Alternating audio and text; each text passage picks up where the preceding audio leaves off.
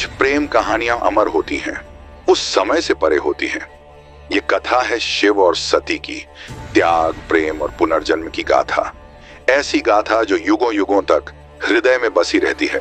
प्रजापति दक्ष की पुत्री सती बचपन से ही एक अद्भुत तेज लिए जन्मी थी।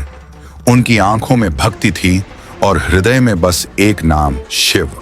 जहां एक ओर दक्ष शिव को असंस्कारी और श्मशानवासी समझते थे, वहीं सती को शिव की दिव्यता में एक अनंत प्रेम दिखाई देता था।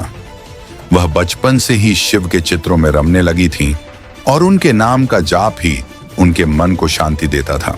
अपने प्रेम को सिद्ध करने के लिए सती ने वर्षों की तपस्या की। घने जंगलों में, भयंकर गर्मी और कड़ाके की ठंड में उन्होंने केवल पत्तों और जल पर जीवन बिताया। उनकी तपस्या से देवलोक तक हिल उठा। अंततः शिव प्रकट हुए और सती को अपनी अर्धांगिनी बना लिया। उनका विवाह त्रिलोक में आनंद और दिव्यता का पर्व बन गया।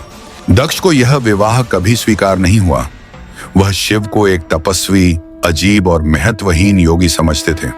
उन्होंने एक भव्य यज्ञ का आयोजन किया जिसमें सारे देवता आमंत्रित हुए, लेकिन शिव और सती को जानबूझकर नहीं बुलाया।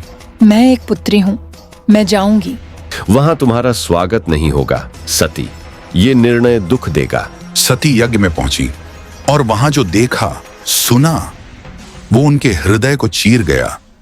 उनके पति शिव का भयंकर अपमान हो रहा था।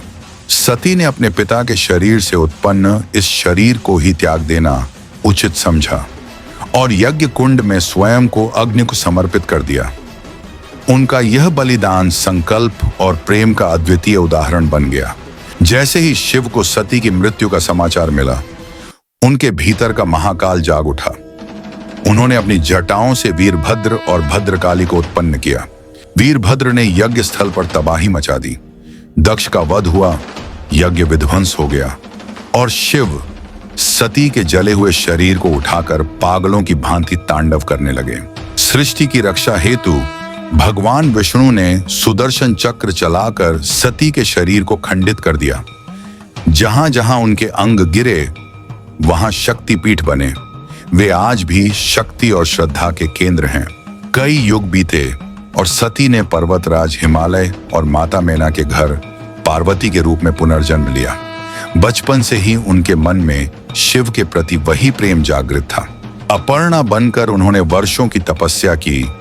नीर क्षीर विहीन जीवन, केवल संकल्प और शिव स्मरण।